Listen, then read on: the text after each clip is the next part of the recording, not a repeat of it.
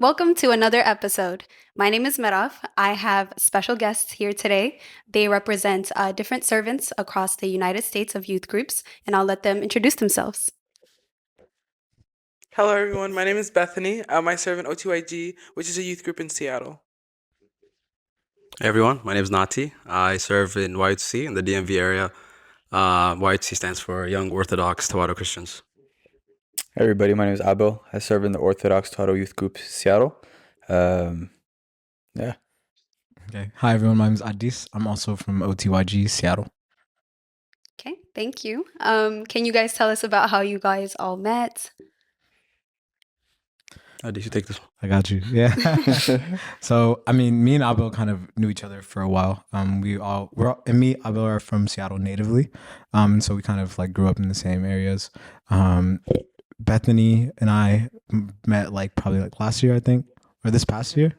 Yeah, this year. Yeah. And then Nati I've known for about a year. Yeah. We can go into stories in a little bit. Yeah. That's my roommate, by the way. Oh yeah, we're also roommates. Aw. I forgot about that. Very cute, very cute. So tell us a little bit about how long you guys have been serving, and what got you into serving in this youth group. Yeah, I could do this one. Yeah, I started serving early 2018, like January, February-ish.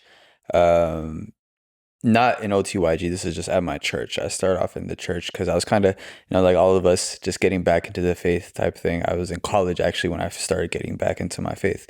A lot of times it's the opposite, right? So when you're out of college, you try to get back in it. I've been blessed enough, I guess, to find that journey while I was in college. And then I stumbled across YOTC on YouTube, like a lot of us have stumbled across it. I'm like, wow, like I need one of these in Seattle, like ASAP. And I met up with one of my friends actually who was doing some kind of Bible study at her local church, but it was just for her church kind of thing. And I'm like, hey, like let's open this up to everybody. Let's like meet up. Let's make it like organized. Let's come up with a constitution. Let's make it a whole fellowship for everybody. And it kind of started from there and it just took off. The question was when did you start? Mm-hmm. Similar to Abel, I started about summer of 2018, officially as a servant within YOTC. And since then it's been history, so about 4 years. And never looked back ever since. So, yeah. For me, I joined OTYG this year. I joined in May, and then I became a servant like a few months after. I started in September, late August, early September. Even though it's only been like a little bit of time, it feels like a lifetime, and I love serving, and I never want to do anything else. So, yeah. Aw. Yeah, and for me, I grew up in the church as well. And I started serving at my local church when I was in high school, I would say, teaching little kids. And then when I went off to college, I kind of wasn't doing that anymore. And then once I got back, I got to meet Abel, and I was part of this local church group for a little bit before I went to college. And then I came back, and then Abel and some other folks, we OTYG began, and I started joining that and serving there as well. Yeah. Thank you. You mentioned that serving felt like a lifetime to you, even though it's just been a couple of months. Can you elaborate a little bit more about what you mean? What I mean is I feel like I've changed tremendously since I've started serving. I'm like a completely different person. I'm not at my core, but just like how I moved through my faith. My faith journey began as I joined OTYG, and I'm forever grateful for that. And then as I've served too, it feels like a lifetime because of like how much it's like a small amount of time has impacted my life so much and how it's going to impact me forever. So yeah. It's nice. Yeah. It's a nice testimony that you guys have. So you mentioned that you do this youth group. Is there anything that you do outside of the youth group that is service related within the church? Sure. Yeah. So I started serving on my local church, Kudus Mikhail in Seattle. I served there to start off with. That's kind of where it all started, and then I just kind of serve wherever English service is needed. Like a lot of the churches out there will reach out if they want some English service done, some English preaching. If they have a conference or go by or whatever, I'll go out and help out with that. But my two primary ones is definitely OTYG and just my parish church. No. Yeah, similar to Abel. My local church is my parish church is Cadus Gabriel in Seattle, and I teach the kids there on Sundays. And then there are other programs like, for instance, there's a monthly gubai that I help with in English with like Mahabara Kadusan, and then there's also a mentorship program that we're working on in Seattle for like youth uh, that's that we're working on as well. So I help there as well. And then OTYG. I don't serve anywhere else, but God willing, I will soon. So just like everybody here in our youth group, but also thank God I recently got ordained as a deacon. So as a deacon, like in the mornings during my church, and whenever Cassis posts me for like some like miscellaneous non-YOTC like service related project, which happens pretty often. So those are primarily the three major ways that I serve. Yeah. Okay, so you guys mentioned y'all serve in the different youth groups in your parish, but what does service look like to you guys, or what does it mean to you specifically? Okay, I guess I'm up. For me, service is a physical manifestation of God's love. I think service has allowed me to grow spiritually, but also like support other people in their spiritual salvation. So I think it's a mutually beneficial relationship, and yeah, that's what service means to me. Yeah, to touch upon what you just said, that last piece. I also feel like there's been a mutual benefit. Like you serve for other people, but also you serve for yourself as well. I've definitely felt like my connections, with my own spiritual growth, like accelerate as soon as I started serving. And you're kind of forced to do that because you kind of have to, learn and adapt. And also you meet great people while serving that will motivate you as well. So, yeah. Service for me is kind of like I see it as the gateway. At least my service within YOTC specifically, which I think is my main service, or the one I spend most of my time on. I see it as a gateway for people to come back to the church. So YOTC primarily serves kind of like that intermediary between the secular world and then church, where a lot of times people trying to come back to the church might be a little bit intimidated to come back, like during the morning Kadasi service or during the other like liturgical services.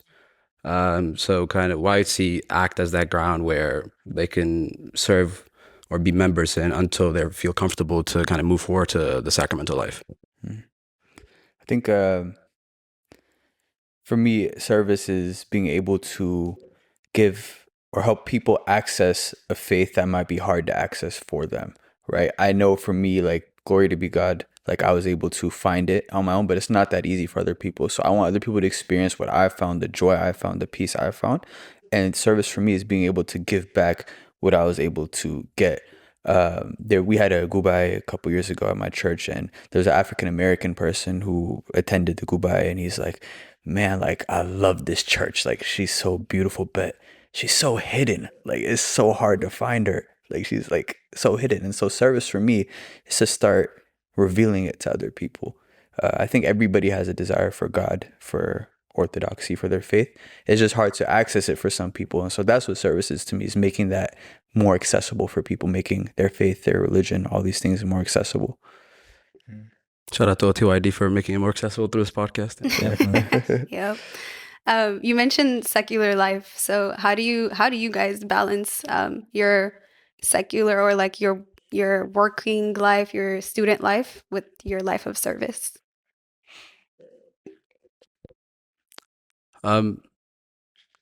So that question, I want to rephrase the question a little bit. Okay. Because I feel like I don't know if we can separate like our secular life and then our spiritual life in terms of because like if we say we're servants, I think it's not necessarily something we do like on a Friday night Bible study or like Sunday during church, Sunday during YOTC. It's more so something like we are. So even when we present ourselves to the secular world, we're still servants. Like if that's something that we are committed to, if that's something that we are dedicated to.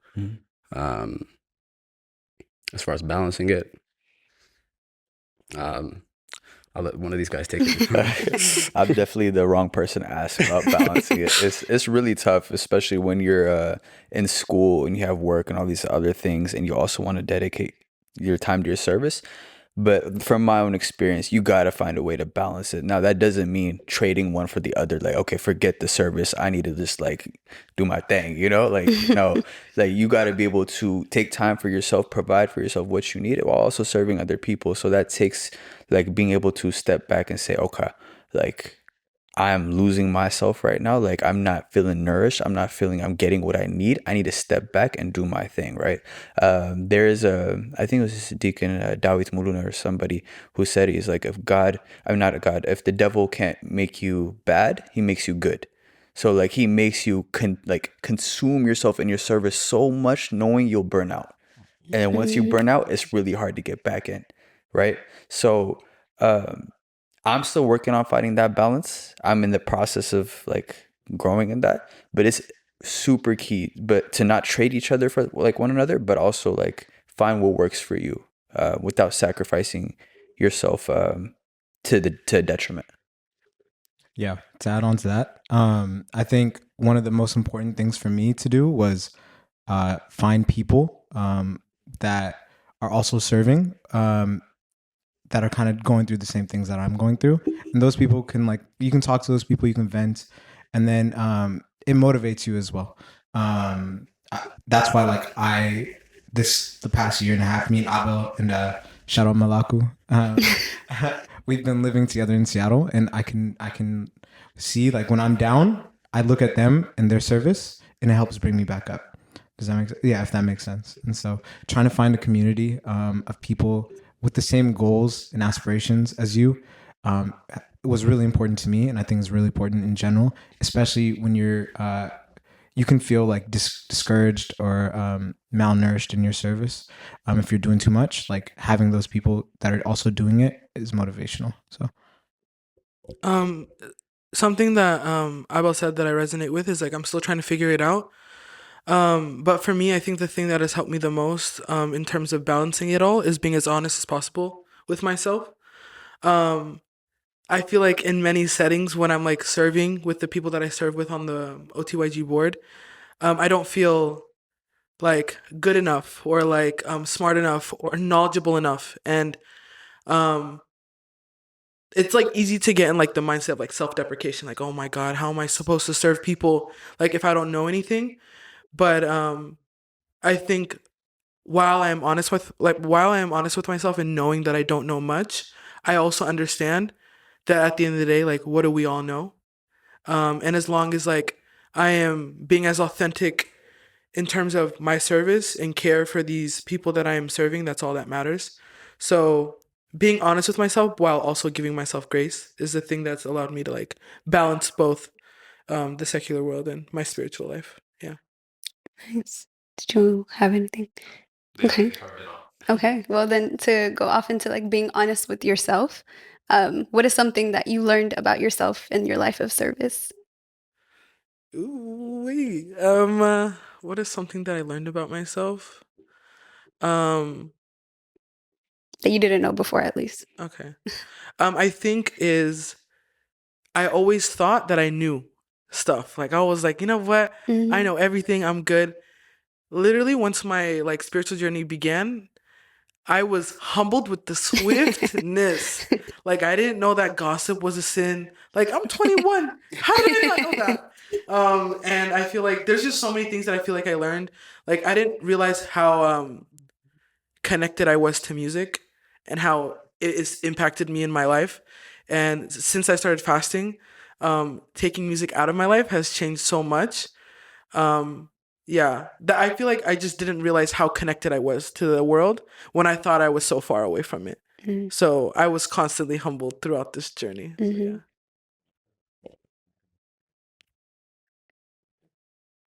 Is that a question for all of us, or? Yeah, I mean, do you guys not have anything to add to what you learned about yourself through your life of service that you didn't know before?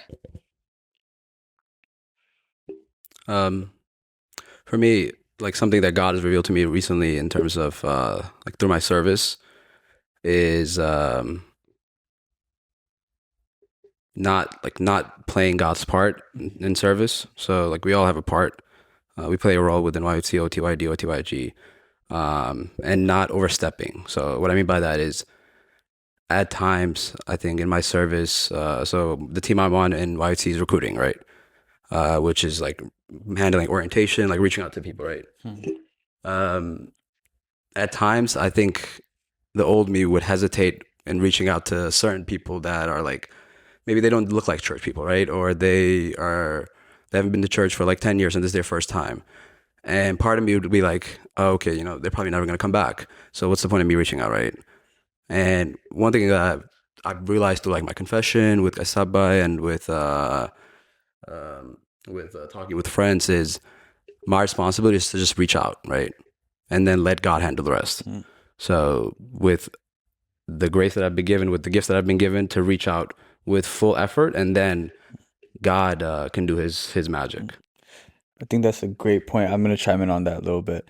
What my service like helped me realize is that, and we all know this subconsciously, right? It's always God, like glory to God. We say it and like, but we don't really like believe it. Like we say, "Oh, I trust you, God," but we don't really believe it. But seeing the growth in OTYG helped me realize that no matter what I'm going through in life, like there's nothing God can't do. So like this time last year, I met a lot of OTYD folk. I came here. It was me, him, and one of my other buddies. It was like 3 of us, and we saw how OTYD is like flourishing. Like, dang, man, like only we had this back home. Like that's crazy. I'm gonna have to move out here.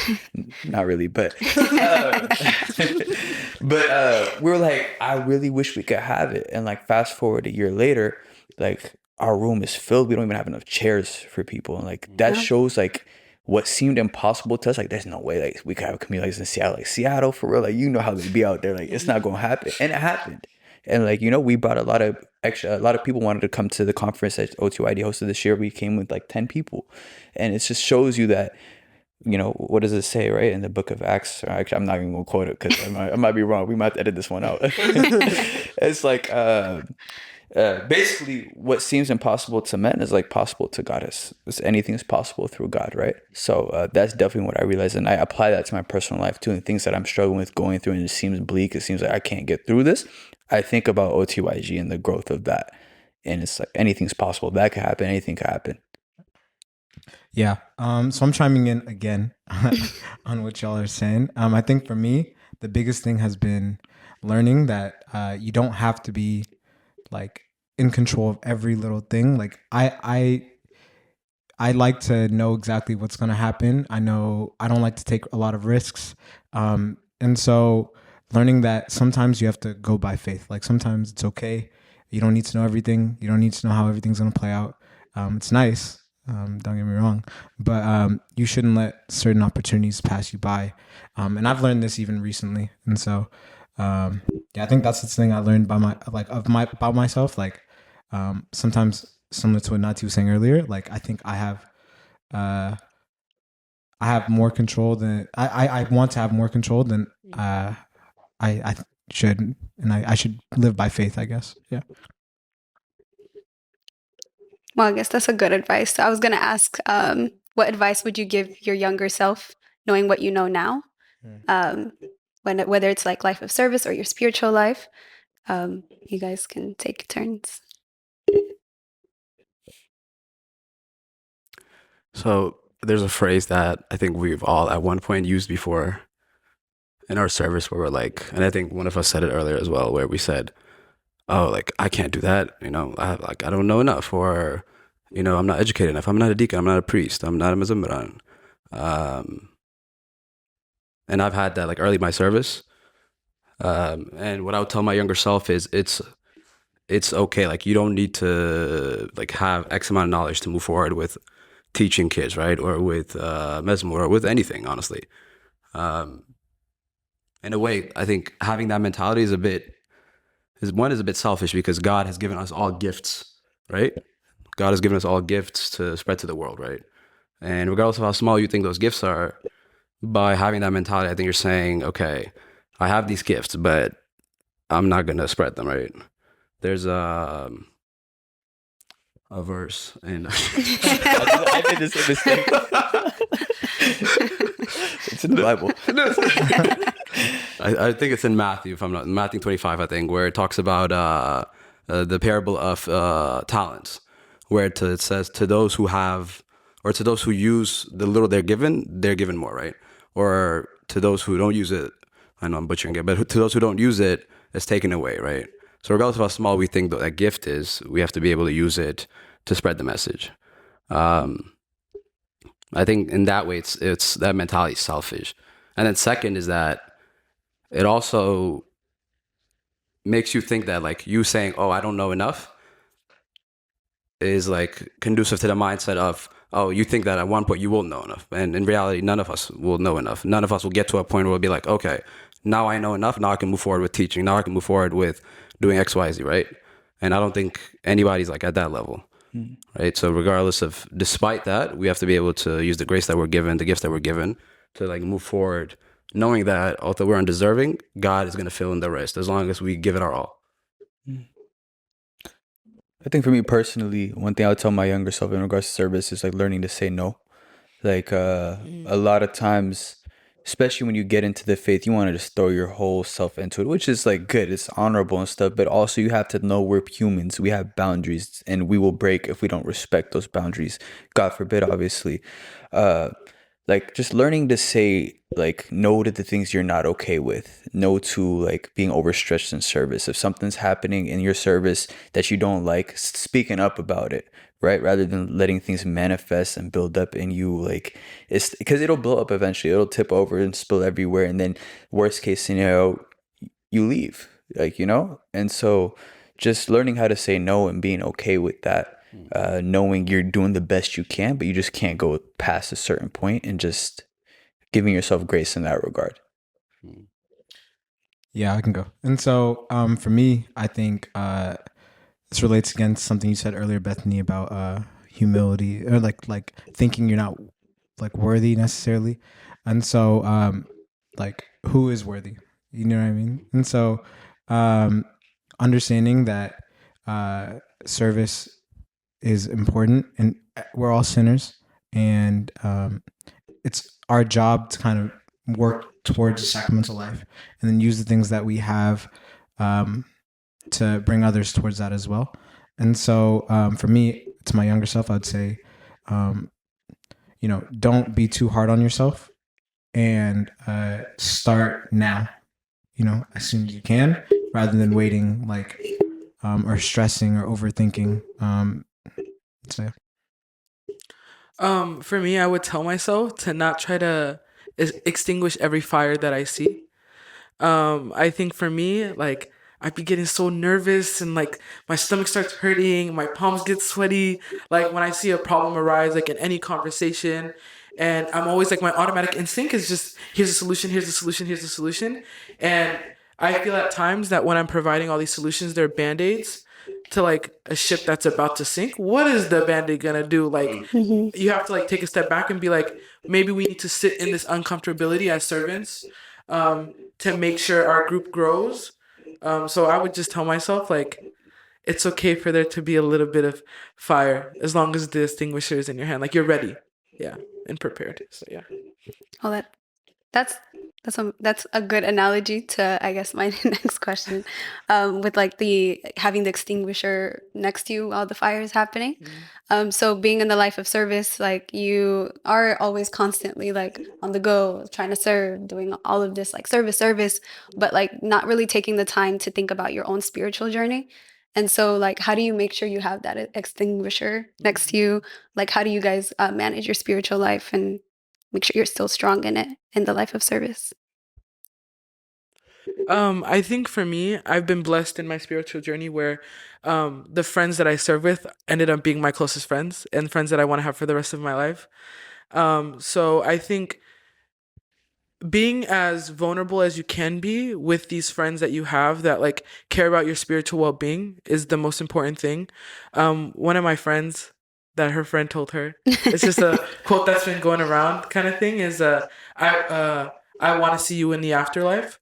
So like holding your friends accountable like in this world, so you can be with them in the next, because like that love that you have for them is so profound. But I think my biggest thing is like one of my friends, like me and her will talk, and she'll be like, yeah, I'm really lacking in this place. I don't really know what to do next. We'll kind of like sit down and make a plan and like check in with each other.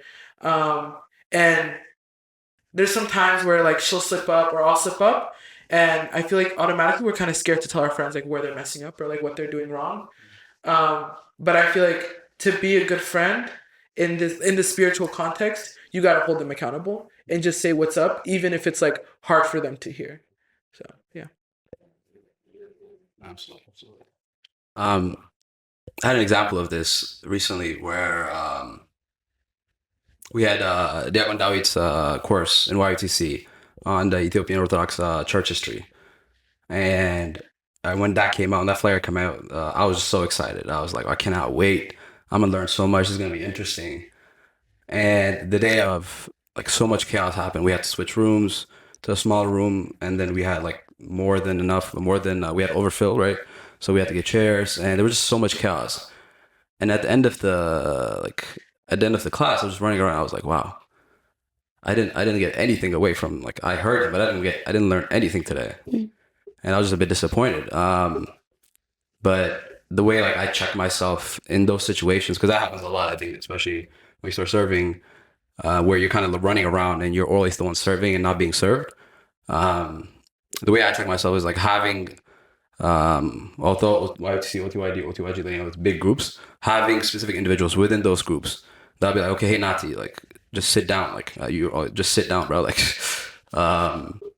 and saying, okay, I got it. Like, somebody will come to you and say, hey, I got it, sit down. Somebody that's willing to, you know, like Bethany said, willing to have those tough conversations with you.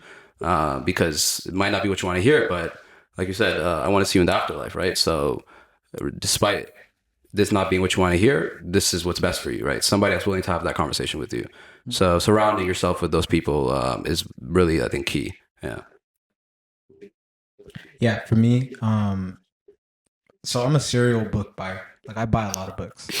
Oh, Do I read a lot of books? That's a different question.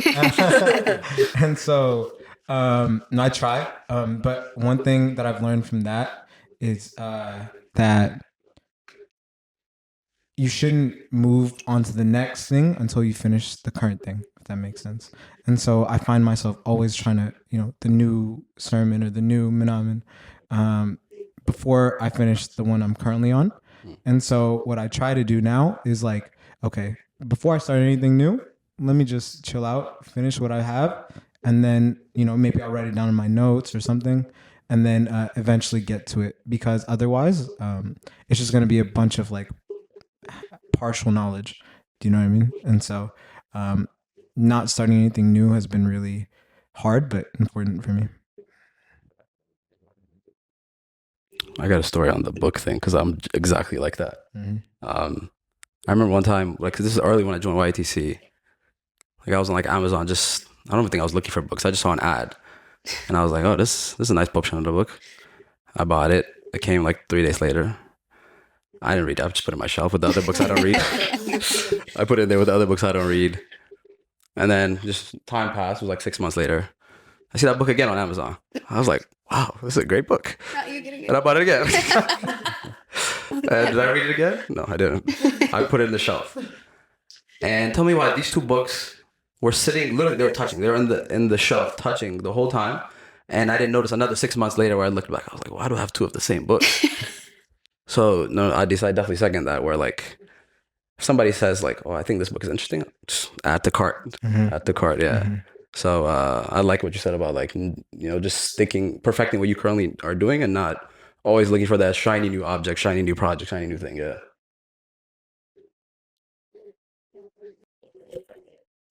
Great. Well, I mean, thank you guys for sharing. This kind of is the end of the episode, but do you have any closing remarks, anything specifically you guys feel like you want us to hear about OTYG, YOTC? Something that I would like to say, I guess it's in regards to the last thing we were just talking about, was I think for me, I joined serving maybe a little bit too prematurely, because if there's one thing, is I love hearing Abel and Malaku teach. Like, they are the best teachers ever. Like, I literally remember when I first started joining OTYG, the second I left OTYG, I was yapping about everything that I learned. And it got to a point where when I started serving, I didn't feel that spiritual high that I used to feel. And I was like, dang, maybe I'm doing something wrong. Like maybe I'm not present during the sermons. But I learned that I had to transition my mental state, and my spiritual high started coming from the work I did outside of OTYG in terms of growing myself spiritually. Because in that point, Abel was the one teaching me and Malaku was the one teaching me all the things that I needed to learn. But I had gotten to a point where I needed to fill the gap. And then now I serve on the discussion team. And now having to create the questions makes me understand the content even more in depth than I would have ever before. So I would just I would just like to say that your spiritual high won't always look the same. It always won't be a sermon. It won't always be a podcast. It always won't be a conversation. But always taking the time to understand, like you said, even if you're not feeling that spiritual high, it doesn't mean you're doing something wrong. Maybe you just need to pivot and look at something else, or maybe take the time to really look into depth with the thing that you're struggling with, because that means your time with that thing isn't done yet. Yeah. I'll say one thing. I think it's important to understand the only prerequisite for service is the love for God, right? A lot of people lose that. They're like, I don't know enough. I don't got a voice. I don't go to church like that. And that becomes barriers for them. The only prerequisite is the love of God, as you brought up earlier in the parable of the talents. I'm not going to say what chapter or book about Matthew 25. Everybody has different gifts. Somebody could be funny. If that's you're a funny person, you bring everybody together, everybody likes being around you. That is a gift that you can utilize in the service, right? You brought up discussion team. The people who lead our discussion team are those people who are very social and funny and get people to open up and get out their shell, who initially they never thought they would be in this service, right? Anything you're good at, and everybody has something they're good at, you can use that for the service, right? It doesn't matter what it is, it can be used. So don't let things like knowledge and experience and stuff be barriers for you, right? We're all called to, as Christians, what's the title, right? Christian, follower of Christ. To be a follower of Christ is to serve Christ. You love Christ, show it by serving his sheep, right? That's what it is. And just don't let that get in the way of, you getting closer to God in your service. Yeah, to add on to that, one thing that I've heard constantly from people that come to OTYG and even the other youth groups like YOTC and OTYD is that people really needed this. And we've seen so many people come back to the church because of these groups. I know so many people that started confessing and like, wow, thank you so much to all of us, everyone that is part of these organizations, including people on the board that started living sacramental lives because of the groups. And so I just wanted to emphasize that a lot of the work that is done is it has its fruits, and thank God that we're able to see them. And this is not to say anything about us and how it's coming through us. It's really through God, right? Through God's grace that this is all happening. But I just wanted to emphasize the groups are super important, I think. And we've seen a lot of benefits and people have positive impact or feel the positive impact from them. Yeah. One last thing. Keep going. Even if it's hard, if you're feeling burnt out, this goes for servants too. Even if you're not, just keep going, because there will be a time where God shows you the fruits of your labor, and that will motivate you to keep going. There's been countless times where I'm like, is this even helping people? Are they even going to church? Are they going to confession, communion and stuff? And there'll be that one person who stays back after and says, I confessed for my first time.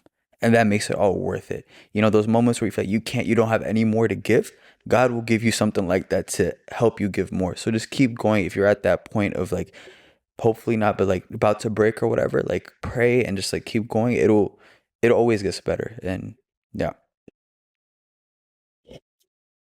One quote that I love with regards to what I was talking about earlier about ability is availability is the only availability is the best ability, right? So you could be the smartest person in the world, but you can't teach people. You can't help people if you don't have time to teach it, right? So, like Abed said, God wants us to be open up our time so that we can serve Him, right? As far as last messages, let me put this backward. We're not sponsored by Dasani.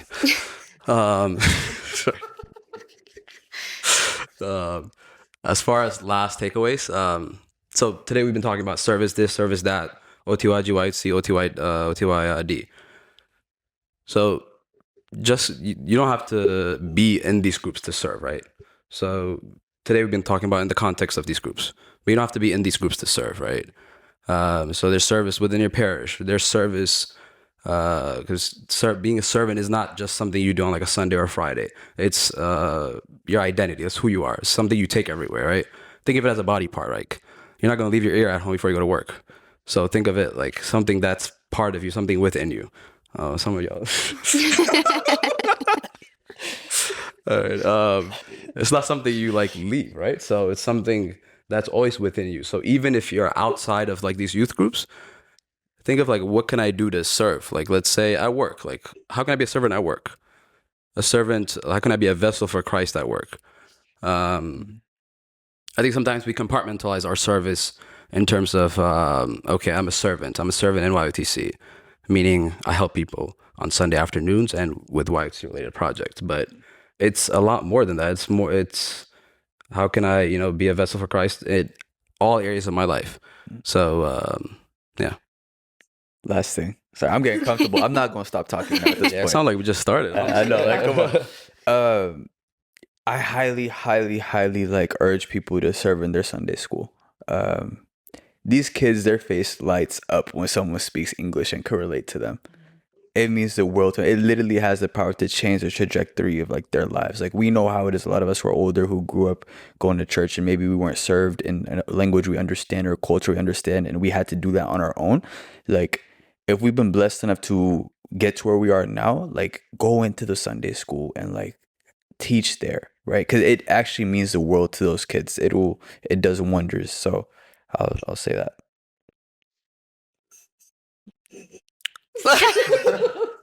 I just want to add. I just want to tell a quick story of something that kind of drives that point home of like how much the kids like appreciate you teaching English. There was a story I told a few of y'all the other day. There was a story where I was teaching some kids through Zoom, and the topic was communion. So we're talking about sacraments. The topic is communion. And in the beginning, what I like to do is just ask people, like ask the kids, like, hey, like, what is communion, right? Everybody raised their hand, and one of the girls, her name was Bethel. Shout out Bethel if you're watching this, or Bethel's parents. Yeah. She raised her hand. She's like, communion is when you go to church, you get in line, and the priest puts something in your mouth. I don't know what it is, but you drink water and then you go home. I said, oh, thank you, Bethel. Thank you for sharing. And, we move forward with the lesson and whatever. And towards the end, what I like doing is like having quizzes, and they love it. Like, they all like participate and everything. And one of the questions was what is communion? And it wasn't like I didn't assign it to her or anything like that. She was the one in charge of answering that question. So she probably raised her hand. I said, okay, Bethel, what is communion? She said, communion is the body and blood of Christ. And like, it's these type of moments, I think, that really like tug at the heartstrings and make you want to keep going, right? And make you realize how important like our service is, right? So yeah, I promise. Last thing, that's it. That was Well, thank you guys for sharing. Thank you for being available to come on the podcast and be honest and vulnerable. That's that one. Yeah, y'all got it. With us. Well, I hope that resonated with somebody out there. Thanks for tuning in, and we'll see you next time. Shout out OTYD too for presenting this podcast. Yeah. As always, thanks for tuning in to OTYD, the podcast. Be sure to check out our website at otyd.org and follow our Instagram and Facebook accounts at OTYDallas. Make sure to subscribe to our YouTube channel where we drop episodes on Sunday evenings. You can also listen to us on Apple Podcasts, Spotify, and Google Podcasts. See you next time.